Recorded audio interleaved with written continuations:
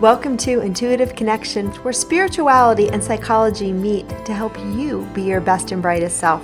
I'm your host, Victoria Shaw, and in each episode, I'll help you to awaken your own inner wisdom, step into your power, and live a more divinely inspired life. You're here to let your inner light shine.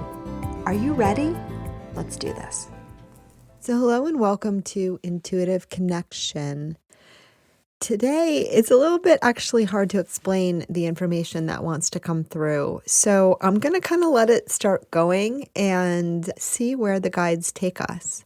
The one little clue that they're giving us is that this information has to do with change and the levels at which change can occur.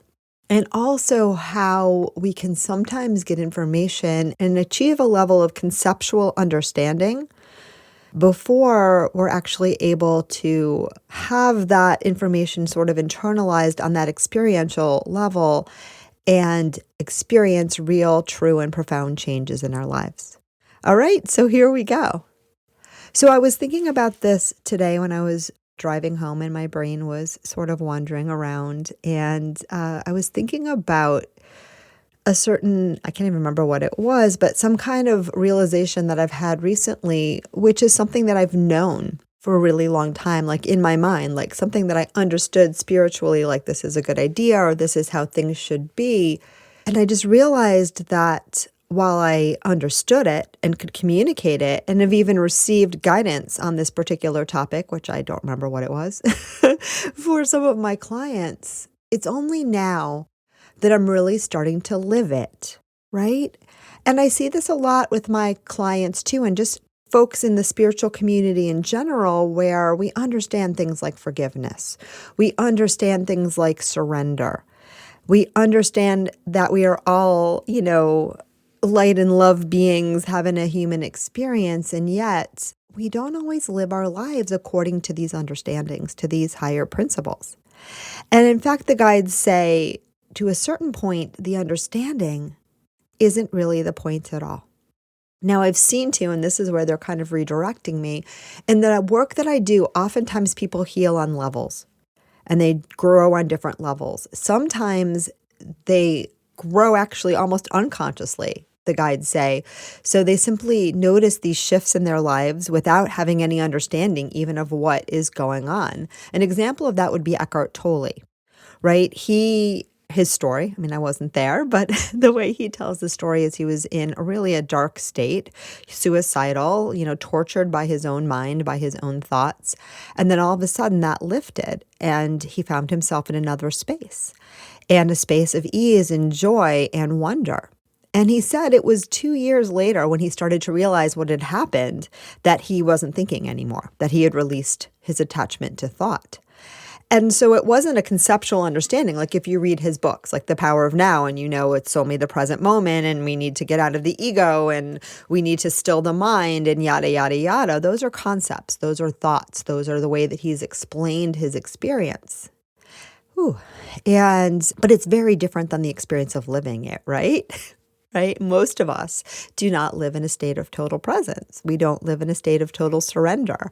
We still have thoughts roaming around in our mind, and our minds might not still all that often, or they might still for a really long time or whatever, but understanding the idea is not necessarily what's going to get you there. And so sometimes we have these profound changes in our lives, and then later on our mind will come through and go, hey, did you see what happened? Like it did for Eckhart Tolle, right? But most human beings tend to learn the other way around. We've been taught to learn from the idea and then implement that practice in our lives. And so we read spiritual books and we listen to spiritual podcasts, and then we think, okay, how do I make this happen for me? And like the number of times that the guides will show people things or tell people things in a session, and people will say, okay, but what do I do? And it's always my understanding that, we're planting the seeds. You might not have to do anything at all. It might simply be aligning with this idea, with this intention, with this possibility. And then the doing will kind of take care of itself. It doesn't mean that you don't have to take action, but it means that a lot of times our minds try to take over and solve a problem that our spirit will guide us through if we're willing to listen.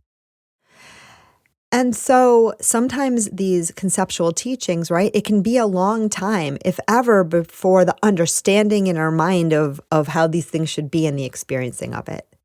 And the experiencing of it is always on a deeper level because you're actually here in this human container to experience.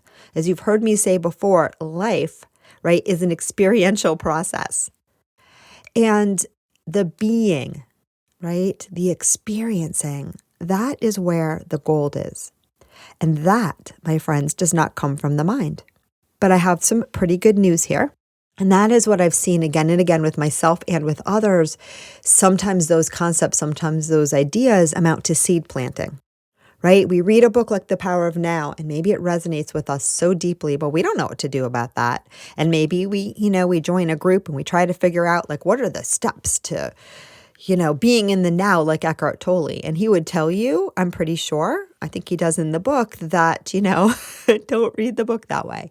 But, humans going to do what humans going to do, right? But meanwhile, the seeds have been planted.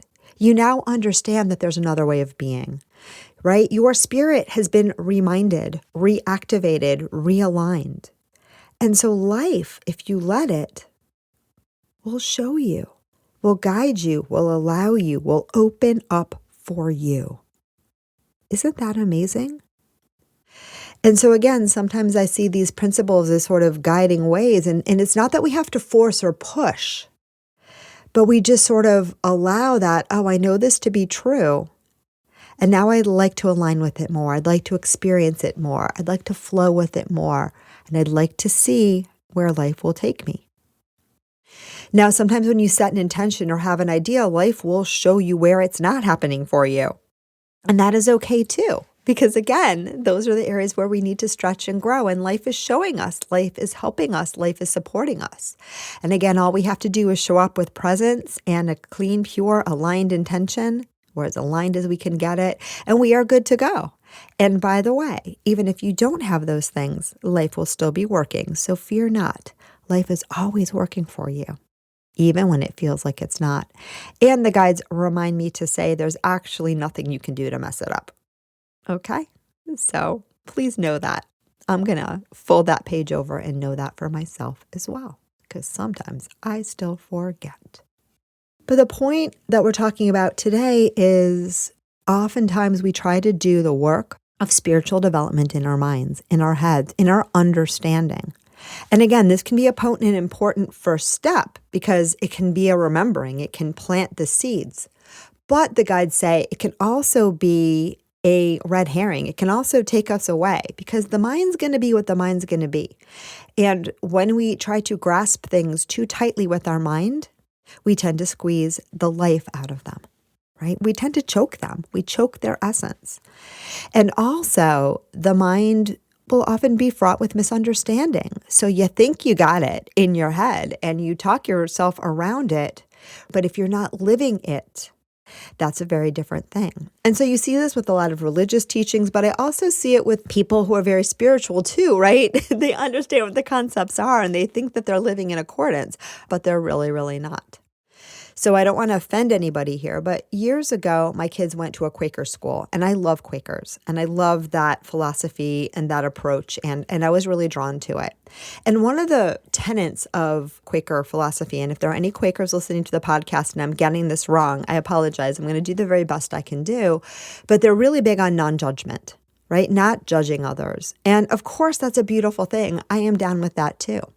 But one of the things that I noticed is that some people in that community, without realizing it, were extra special judgy of others. They didn't realize they were being judgy, and they really truly believed in this idea of non-judgment.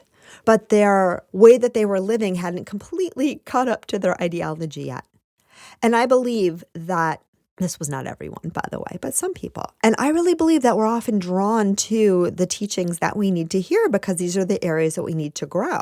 And say if your soul is here wanting to really have an exercise in learning about non-judgment, you may be drawn to Quaker teachings. You may be born into a body and a family that is their, their spiritual. I don't know if Quaker is really considered a religion, but I think it is. But they're spiritual teachings, whatever, right? You may be drawn. I see this a lot in yoga communities too, right? Where people are drawn to these teachings because that's what they need to learn. But the trick is, those teachings, they plant the seeds, they point the direction that we are heading in. But sometimes, it takes a while of living, maybe multiple lifetimes, before we can really internalize those concepts and live in accordance. And remember, too, that the teachings themselves, while helpful, are not 100% the point. I often say when I'm teaching that it's best when you listen with a soft mind. You've probably heard me say this before if you've listened to the show long enough. Right? A soft mind, meaning it's as if like when you're looking at something and you kind of blur your eyes a little bit, right? It's not so sharp. You might not be able to put a label on everything anymore. You just kind of get that gestalt. I often think about taking spiritual teachings the same way, with that loose mind, just allowing what wants to come through, but not thinking too hard. Because again, when we think too hard, we often lose the truth in the teachings. Right?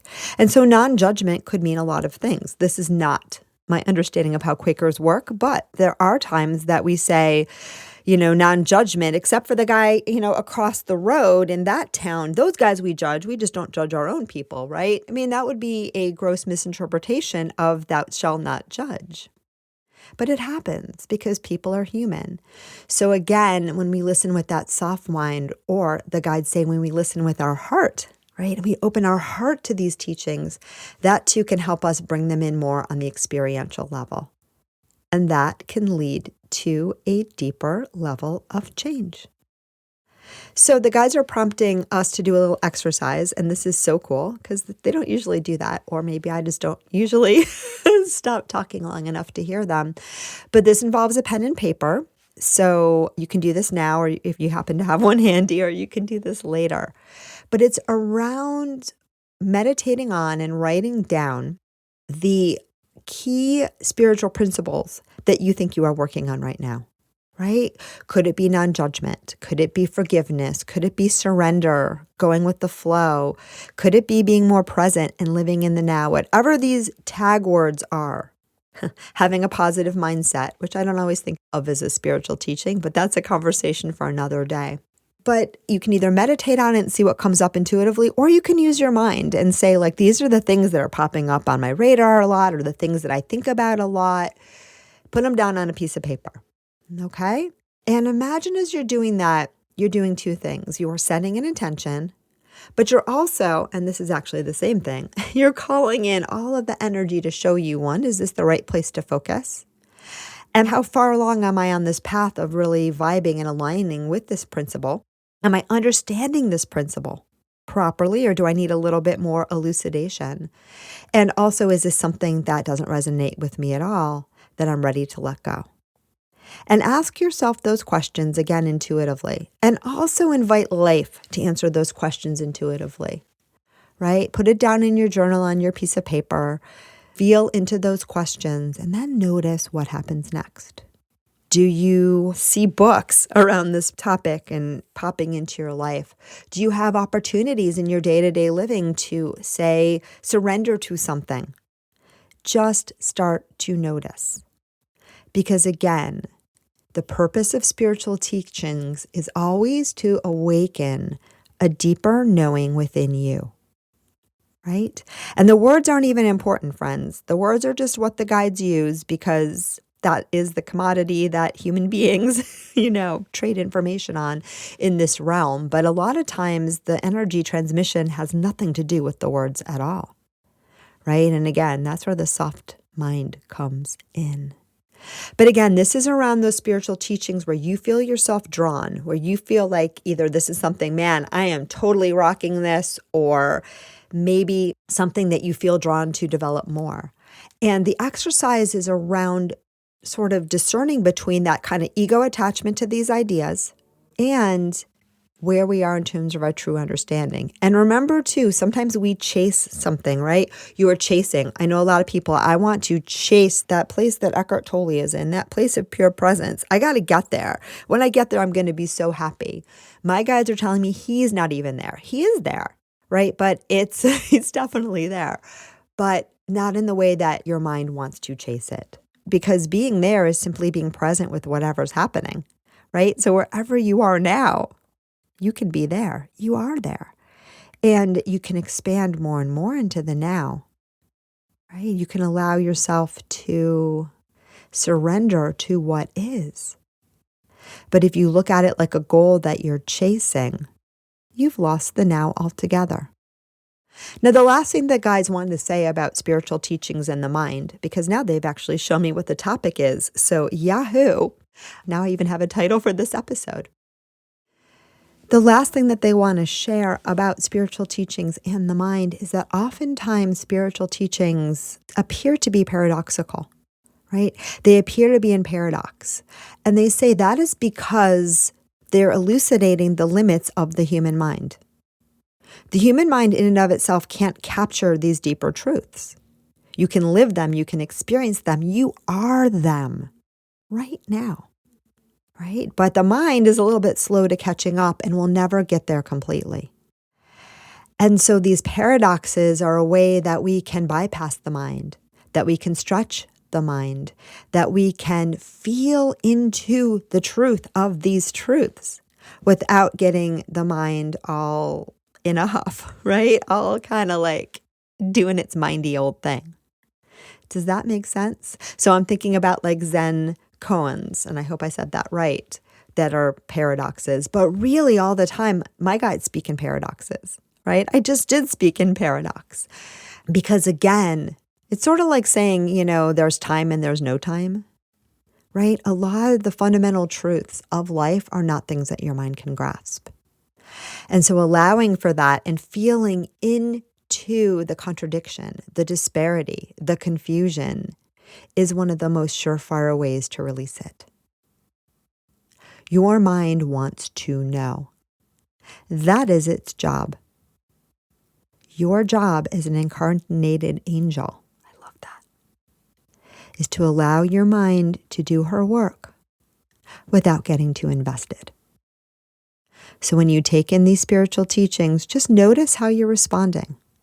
Notice how it feels in your body. Notice the ones that, get your panties in a whirl or whatever that expression is, right? Because there are always some that as we're growing are like, really? Really? You want me to do that? You think that is the truth?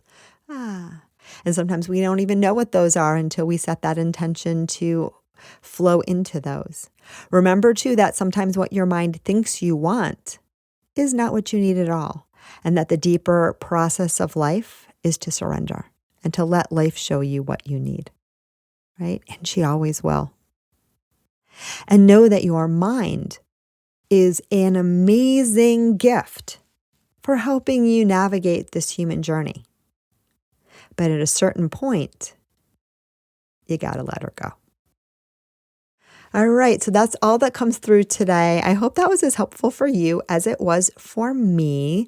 And I'm interested to hear those of you who tried that little exercise, if it made sense and how it's going for you. And I'm going to try to have an abbreviated version of that one in the Facebook group as well. So I hope you all will join me there, Intuitive Connection Community, and we can chat a little bit more about the mind and spiritual teachings. So thank you again for tuning in today, and namaste. Thank you so much for joining us today. I hope that you found joy, strength, inspiration, and clarity from today's episode. If you'd like to learn more and connect with an amazing group of like-minded souls, please join us over on Facebook in the Intuitive Connection Community Facebook group, where we explore these topics in deeper detail, have additional live teachings, and host Facebook Lives with our amazing guests. I hope to see you there. And of course, if you want to learn more about me or the work that I do, please check out my webpage, victoriashawintuitive.com. Thank you so much again, and namaste.